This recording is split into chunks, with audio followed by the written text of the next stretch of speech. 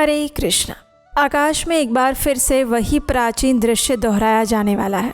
जो चंद्रमा अमृत के समान शीतल है, वो कुछ घंटों के लिए एक गहरी छाया में समा जाएगा और शास्त्र इसे राहु का ग्रास कहते हैं और विज्ञान इसे पृथ्वी की छाया समझता है। और ये केवल एक आकाश की घटना नहीं है, ये ऐसी दुर्लभ बेला है जिसके विषय में स्वयं वेदव्यास जी ने कहा है कि इस काल में किया गया जप, ध्यान और दान सामान्य दिनों की तुलना में 1,00,000 गुना फल देता है। और ये समय है चंद्र ग्रहण का समय, जो कि बस कुछ ही समय में आने वाला है। तो चलिए आज के इस वीडियो में जानते हैं कि इस बार चंद्र ग्रहण कब लग रहा है, इसका पूर्ण समय क्या रहेगा, संपूर्ण विश्व में कौन कौन से स्थान पर ये दिखाई देगा और क्या भारत में भी चंद्र ग्रहण दिखाई देगा या नहीं। जहाँ पर ये दिखाई दे रहा है वहाँ रहने वाले हमारे भक्तों को सूतक काल में किन किन नियमों का पालन करना चाहिए। गर्भवती माताओं के लिए शास्त्रों ने इस चंद्र ग्रहण में क्या निषेध और क्या सावधानियां बताई गई हैं और इस ग्रहण काल में कौन से मंत्रों का उच्चारण करना चाहिए, इन सभी विषयों पर विस्तार से आज हम बात करने वाले हैं। तो इसलिए अंत तक इस वीडियो को अवश्य सुनिएगा। तो चलिए आज का ये चंद्र ग्रहण कब है, ये विशेष वीडियो आरंभ करते हैं। सबसे पहले बात करते हैं कि कौन से दिन चंद्र ग्रहण लगने वाला है। तो इस बार चंद्र ग्रहण लग रहा है 28 अगस्त 2026 शुक्रवार के दिन। ये एक आंशिक चंद्र ग्रहण होगा और ये वर्ष 2026 का दूसरा और अंतिम चंद्र ग्रहण है। इसी दिन श्रावण मास की पूर्णिमा है और इसी दिन रक्षाबंधन का पर्व भी मनाया जाएगा। भारतीय समय अनुसार इसकी उपछाया का स्पर्श सुबह 6:54 पर आरंभ हो जाएगा और उसका वास्तविक ग्रास यानी कि आंशिक ग्रहण का स्पर्श होगा सुबह 8:04 पर और परम ग्रास यानी ग्रहण का मध्य भाग होगा सुबह 9:43 पर और इस चंद्र ग्रहण का मोक्ष होगा सुबह 11:22 पर और उपछाया से चंद्रमा पूर्ण रूप से बाहर निकल जाएगा दोपहर 12:32 तक। तो इस प्रकार आंशिक चंद्र ग्रहण की अवधि लगभग 3 घंटे 18 मिनट की रहेगी और आरंभ से अंत तक पूरा काल लगभग 5 घंटे 38 मिनट का रहेगा। इस बार का चंद्र ग्रहण बहुत गहरा है। इसका मैग्नीट्यूड लगभग 0% है, यानी कि चंद्रमा लगभग 93% भाग पृथ्वी की प्रछाया में समा जाएगा। चंद्रमा का जो भाग छाया में रहेगा वो पूर्णतः काला नहीं दिखेगा, उस पर एक गहरी ताम्र लालिमा छाई रहेगी, क्योंकि पृथ्वी के वायुमंडल से छनकर आया हुआ सूर्य का प्रकाश उसे एक रक्तिम आभा देने वाला है और इसीलिए इस दृश्य को रक्त चंद्र या ब्लड मून भी कहा जाएगा। और ज्योतिष की दृष्टि से देखा जाए तो ये ग्रहण कुंभ राशि और शतभिषा नक्षत्र में घटित हो रहा है। चलिए अब बात करते हैं कि क्या ये चंद्र ग्रहण भारत में दिखाई देगा या नहीं, और अगर नहीं तो ये विश्व के कौन कौन से देशों में दिखाई देने वाला है। तो ये चंद्र ग्रहण भारत में दिखाई नहीं देगा, क्योंकि जिस समय पर यह चंद्र ग्रहण घटित हो रहा होगा उस समय भारत में दिन चढ़ चुका होगा और चंद्रमा हमारे क्षितिज के नीचे अस्त हो चुके होंगे। और शास्त्रों का स्पष्ट विधान है कि जो ग्रहण जिस स्थान पर दृश्यमान नहीं होता वहाँ उसका सूतक काल भी मान्य नहीं होता। इसलिए इस बार चंद्र ग्रहण तो लग रहा है, लेकिन भारत, नेपाल, श्रीलंका, बांग्लादेश, चीन, जापान और एशिया के अधिकांश भागों में इस बार चंद्र ग्रहण नहीं दिखाई देगा और इसलिए सूतक के नियमों का पालन करना भी आवश्यक नहीं है। न मंदिरों के कपाट बंद होंगे, न पूजा अर्चना पर रोक लगेगी और रक्षाबंधन का पर्व भी पूर्णतः निर्विघ्न रूप से आप मना सकते हैं। लेकिन हमारे उपदेशाष्टकम परिवार का बहुत बड़ा हिस्सा 7 समंदर पार भी रहता है और ये ग्रहण उन सभी के आकाश में दिखाई देने वाला है। तो इस बार का चंद्र ग्रहण लग रहा है उत्तरी अमेरिका, दक्षिण अमेरिका, यूरोप और अफ्रीका के अधिकांश भागों में। ये स्पष्ट रूप से दिखाई देगा। New York, Toronto, Chicago, Los Angeles, London, Paris, Rome, Madrid, Berlin, Vienna, Prague, Brussels, Johannesburg, Rio de Janeiro, Buenos Aires जैसे नगरों में ये पूर्ण चंद्र ग्रहण दिखाई देने वाला है। तो इसलिए अगर आप इनमें से किसी भी शहर में रहते हैं तो आपको चंद्र ग्रहण दृश्यमान होगा और आपको सूतक के सभी नियमों का भी पालन करना होगा। चलिए अब हम एक एक करके सभी देशों और उसके शहरों के अंदर कौन से समय पर चंद्र ग्रहण लगेगा और उनका सूतक समय क्या रहेगा इसके बारे में जानते हैं। अमेरिका के पूर्वी तट पर यानी कि न्यूयॉर्क और टोरंटो के समय अनुसार ग्रहण का स्पर्श होगा 27 अगस्त की रात 10:33 पर परम ग्रास लगेगा 28 अगस्त की रात 12:12 पर और मोक्ष होगा रात्रि में 1:51 पर। तो इस प्रकार से इस जगह पर सूतक काल आरंभ हो जाएगा दोपहर में 12:57 से लेकर सूतक काल समाप्त होगा मध्य रात्रि में 1:51 पर। और यहाँ पर यह चंद्र ग्रहण 27 अगस्त 2026 को लगेगा। इस स्थान पर बच्चों के लिए, वृद्धों के लिए और गर्भवती महिलाओं के लिए सूतक काल का समय रहेगा शाम 7:36 से लेकर मध्य रात्रि में 1:51 तक। इसलिए इस काल के दौरान बच्चों, वृद्धों और गर्भवती महिलाओं को सभी सूतक के नियमों का पालन करना होगा। बाकी सामान्य स्वस्थ व्यक्तियों के लिए सूतक काल दोपहर में 12:57 से ही आरंभ हो जाएगा। आइए अब बात करते हैं पश्चिमी तट पर, यानी लॉस एंजल्स के समय अनुसार आसपास के स्थानों में ये ग्रहण का स्पर्श 27 अगस्त की शाम 7:33 पर होगा। परम ग्रास लगेगा रात्रि में 9:12 पर और इसका मोक्ष होगा रात में 10:51 पर। तो इसलिए लॉस एंजल्स और उसके आसपास के क्षेत्रों में सूतक काल आरंभ हो जाएगा 27 अगस्त को सुबह 9:39 पर और ये सूतक समाप्त होगा रात्रि में 10:51 पर। और जैसे कि हमने कहा, वृद्ध लोगों के लिए, बच्चों के लिए और गर्भवती महिलाओं के लिए सूतक काल का समय सिर्फ 3 घंटे का होता है। इसलिए उनका सूतक काल इस स्थान पर रहेगा शाम 4:10 से लेकर रात्रि में 10:51 तक। ब्रिटेन में लंदन के समय अनुसार इस चंद्र ग्रहण का स्पर्श 28 अगस्त को सुबह 3:34 पर शुरू होगा। परम ग्रास होगा सुबह 5:13 पर और इसका मोक्ष होगा सुबह 6:51 पर। तो इसलिए इस स्थान पर सूतक काल का आरंभ हो जाएगा 27 अगस्त 2026 को शाम 4:30 बजे से और ये समय समाप्त होगा अगले दिन 28 अगस्त को सुबह 6:10 पर। स्वस्थ व्यक्तियों के लिए सूतक काल का ये समय रहेगा और जो गर्भवती महिलाएं हैं, वृद्ध हैं या बच्चे हैं, उनके लिए सूतक काल का समय रहेगा 27 अगस्त को रात्रि में 10:30 से लेकर अगले दिन सुबह 6:10 के बीच में। अब बात करते हैं यूरोप और दक्षिण अफ्रीका में, यानी कि पेरिस, बर्लिन, रोम और जोहानिसबर्ग के समय अनुसार यह चंद्र ग्रहण का स्पर्श 28 अगस्त को सुबह 4:34 पर शुरू हो जाएगा। परम ग्रास लगेगा सुबह 6:13 पर और मोक्ष होगा सुबह 7:51 पर। तो इस प्रकार से इस स्थानों पर सूतक काल लग जाएगा 27 अगस्त को शाम 5:53 से लेकर और सूतक काल का अंत होगा अगले दिन सुबह 6:23 पर। बच्चों, वृद्धों और गर्भवती महिलाओं के लिए सूतक काल का समय रहेगा मध्य रात्रि में 12:09 से लेकर अगले दिन सुबह 6:23 के बीच में। और Rio de Janeiro, Buenos Aires में ये दोपहर में 2:33 पर शुरू होगा। सूतक का नियम बहुत सरल होता है। चंद्र ग्रहण का सूतक काल ग्रहण के स्पर्श से ठीक 9 घंटे पहले आरंभ हो जाता है और फिर ग्रहण के मोक्ष के साथ समाप्त हो जाता है। और हमारे शास्त्रों ने एक बहुत महत्वपूर्ण छूट भी दी है। बच्चों के लिए, वृद्धों, बीमार व्यक्तियों, गर्भवती माताओं और स्तनपान कराने वाली माताओं के लिए सूतक काल का समय सिर्फ 3 घंटे का होता है, यानी कि ग्रहण स्पर्श से 3 घंटे पहले। तो इसीलिए उनका जो सूतक काल है वो अलग समय पर होता है। तो इस प्रकार से आप अपने स्थानिक समय और स्थान के अनुसार सूतक के नियमों का पालन कर सकते हैं। चलिए अब बात करते हैं कि चंद्र ग्रहण में सूतक काल के अंदर क्या करना चाहिए और किन बातों से बचना चाहिए। तो सबसे पहला और सबसे व्यवहारिक कार्य और वो है भोजन और जल की शुद्धि। सूतक काल आरंभ होने से पहले ही अपने घर में रखे हुए सभी भोजन पदार्थों में दूध, दही, घी, अचार और पीने के जल में कुरुषा घास यानी कि दर्भ घास डाल दीजिए। शास्त्रों में कुशा को अत्यंत पवित्र माना गया है और ये सूक्ष्म नकारात्मक ऊर्जाओं को अवशोषित करने का सामर्थ्य रखती हैं और इसीलिए कुशा घास डालकर रखी हुई चीज़ें अपवित्र नहीं होती हैं।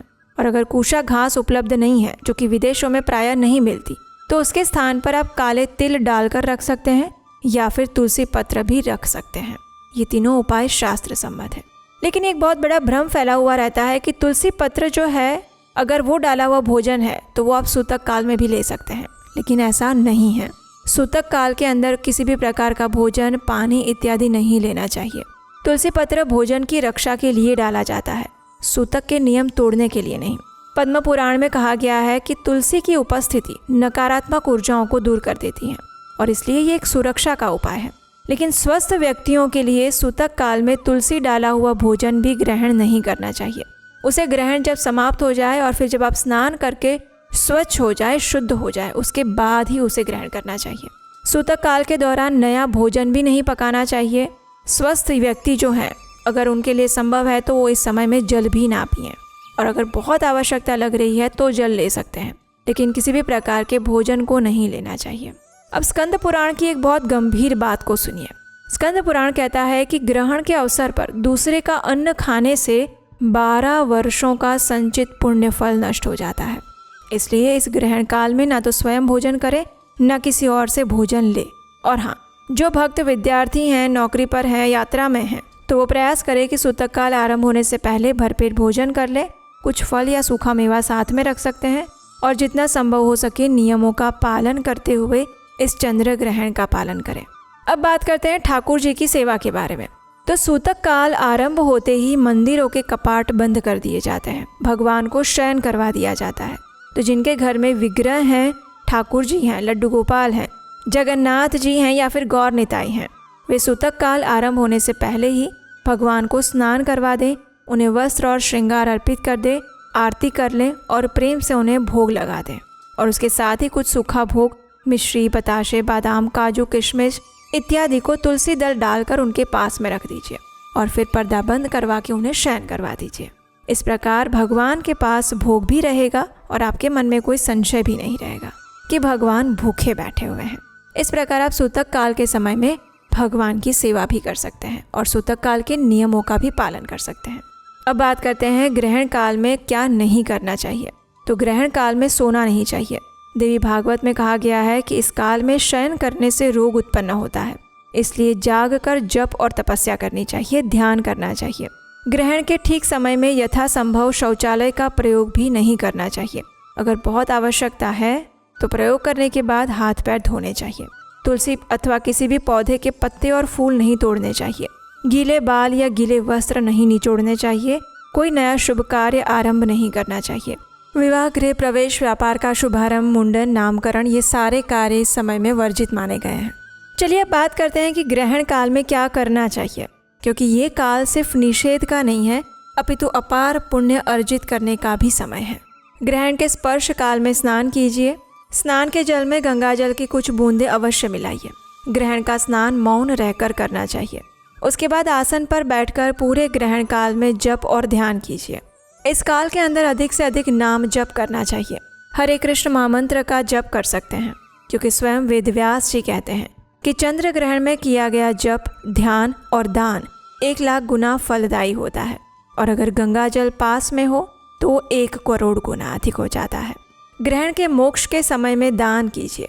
स्मृति ग्रंथों में कहा गया है, स्नानम दानम तपः श्राद्धम अनंतम राहु दर्शने, यानी राहु दर्शन के समय किया गया स्नान, दान, तप और श्राद्ध अनंत गुना फल देता है। तो ग्रहण के बाद गायों को घास खिलाइए, पक्षियों को दाना डालिए, ज़रूरतमंदों को अन्न, वस्त्र और धन का दान दीजिए। चंद्रमा का वर्ण श्वेत है, इसलिए श्वेत वस्तुओं का दान भी शुभ कर माना गया है। चावल, चीनी, दूध, सफ़ेद वस्त्र, चांदी या मोती। ग्रहण काल में किया गया पितृतर्पण संपूर्ण पृथ्वी के दान के समान फलदायी बताया गया है। ग्रहण के बाद स्नान करके दक्षिण दिशा की ओर मुख करके कुशा, तिल और जल लेकर अपने पितरों का स्मरण करते हुए तर्पण करना चाहिए। इससे पितृदोष का भी शमन होता है। ग्रहण की समाप्ति होने के बाद जिसे मोक्ष स्नान कहते हैं, वो सबसे महत्वपूर्ण है। जो वस्त्र आपने ग्रहण काल में पहने हुए थे, उन्हीं वस्त्रों के साथ स्नान करना चाहिए और फिर स्वच्छ वस्त्र धारण करने चाहिए। जिस जपमाला और जिस आसन का प्रयोग किया था उन्हें धो लीजिए। घर की सफाई कर लीजिए। पूजा स्थल और संपूर्ण घर में गंगा जल का छिड़काव कर दीजिए और उसके बाद उस स्थान को स्वच्छ करने के बाद फिर भगवान के द्वार खोलिए। उन्हें ताज़ा बनाया हुआ भोग लगाइए और उनकी आरती कीजिए। चलिए अब सबसे महत्वपूर्ण विषय के बारे में बात करते हैं। गर्भवती माताओं के लिए ये चंद्र ग्रहण में क्या क्या सावधानियां रखनी चाहिए। शास्त्रों में गर्भस्थ शिशु की रक्षा के लिए चंद्र ग्रहण के दौरान कुछ विशेष सावधानियां बताई गई हैं। ग्रहण काल में गर्भवती माता को लोहे अथवा तेज धार वाली वस्तुओं का स्पर्श नहीं करना चाहिए, जैसे कि सुई, कैंची, चाकू, कोई भी धारदार वस्तु। सिलाई कढ़ाई नहीं करनी चाहिए, सब्जी नहीं काटनी चाहिए, ताले लगाना या खोलना, दरवाज़ों को बार बार खोलना या बंद करना, इन सब चीज़ों से बचना चाहिए। ग्रहण को खुली आंखों से देखने के लिए बाहर ना जाएं। घर के अंदर ही रहे, ग्रहण काल में घर से बाहर ना निकले। ऐसा भी कहा जाता है कि गर्भवती माता के गर्भ के ऊपर उदर पर गोपी चंदन या फिर गेरू का लेप लगाने से गर्भस्थ शिशु की रक्षा होती है। आप कुशा घास भी रख सकते हैं। और सबसे उत्तम कार्य ये है कि इस काल के अंदर गर्भवती माता शांत रहकर भगवान का नाम स्मरण करे, अधिक से अधिक हरे कृष्ण महामंत्र का जप करे, भागवतम कथा का श्रवण करे और नरसिम्हा कवचम का पाठ करे, क्योंकि गर्भकाल के अंदर शिशु सब कुछ सुन रहा होता है। और अभिमन्यु का प्रसंग हम सब जानते हैं। गर्भकाल के अंदर आप संतान को जो भी संस्कार देना चाहते हैं वो दे सकते हैं, और उन्हीं संस्कार को लेकर बालक इस दुनिया में आता है, और इसी को गर्भ विज्ञान कहते हैं। तो इसलिए अगर आप गर्भवती माता हैं या आने वाले समय में प्रेगनेंसी प्लान करने वाले नव दंपति हैं, तो हम आपके लिए एक स्पेशल वर्कशॉप लेकर आ रहे हैं, और उसका नाम है गर्भ विज्ञान, जो कि हमारे वैदिक शास्त्रों से आने वाला एक ऐसा दिव्य ग्रंथ, ऐसा रहस्य है जिसको जानकर आप एक आदर्श संतान को जन्म दे सकते हैं। तो अगर आप इस वर्कशॉप से जुड़ना चाहते हैं तो नीचे डिस्क्रिप्शन बॉक्स में लिंक दिया गया है, वहाँ पर जाकर रजिस्टर करें। और इस वर्कशॉप में मैं आपके साथ आकर आपको बताऊंगी कि किस प्रकार से आप गर्भ विज्ञान के माध्यम से एक आदर्श संतान के माता पिता बन सकते हैं। गर्भवती माता का स्वास्थ्य सर्वोपरि माना गया है, और इसीलिए उनका सूतक काल भी सिर्फ 3 घंटे का होता है, 9 घंटे का नहीं। वे उससे पहले सामान्य रूप से भोजन कर सकती हैं, जल पी सकती हैं, अपनी दवाइयाँ ले सकती हैं। और अगर सूतक काल में भी शारीरिक आवश्यकता लगे, भूख लगे, कमजोरी लगे या दवाई का समय हो जाए, तो भगवान का नाम स्मरण करते हुए निसंकोच भोजन, जल या औषधि ले सकती हैं। शास्त्रों ने कभी भी माता और शिशु को कष्ट देने की बात नहीं कही गई है। तो इसलिए गर्भवती माता के लिए सूतक काल के नियम है, लेकिन वो कठिनाई पूर्वक पालन करने की आवश्यकता नहीं है। सबसे पहले आप अपने स्वास्थ्य का ध्यान रखिए। चलिए अब बात करते हैं कि इस ग्रहण काल में कौन से मंत्रों का उच्चारण करना चाहिए। तो सबसे श्रेष्ठ होता है हरे कृष्ण महामंत्र, यानी हरे कृष्ण कृष्ण कृष्ण हरे हरे, हरे राम राम राम हरे हरे। कलयुग का ये महामंत्र स्वयं भगवान श्री चैतन्य महाप्रभु ने दिया है, और ग्रहण काल में इसका माला पर अधिक से अधिक जप करना चाहिए। इस दिन चंद्र ग्रहण के दौरान आप इस हरे कृष्ण महामंत्र की कम से कम 8, 16, 25 या 32 माला का जप कर सकते हैं। इसके साथ साथ आप 12 अक्षर विष्णु मंत्र ओम नमो भगवते वासुदेवाय का भी जप कर सकते हैं। विष्णु सहस्त्र नाम का पाठ कर सकते हैं। श्रीमद् भगवद गीता के 12 अध्याय भक्ति योग और 15 अध्याय यानी पुरुषोत्तम योग का पाठ कर सकते हैं। नरसिम्हा कवचम का पाठ अवश्य करना चाहिए, और विशेषकर गर्भवती महिलाओं को। महामृत्युंजय का मंत्र जप सकते हैं, गायत्री मंत्र कर सकते हैं। और ग्रहण काल में विशेष रूप से राहु की शांति के लिए ये 2 श्लोक अवश्य उच्चारण करने चाहिए। तमोमय महाभीम सोम सूर्य विमर्दन हेम तारा प्रदानेन मम शांति प्रदो भव। अर्थात हे अंधकार रूप महाभीम चंद्र और सूर्य का मर्दन करने वाले राहु, सुवर्ण तारा के दान से मुझे शांति प्रदान करें।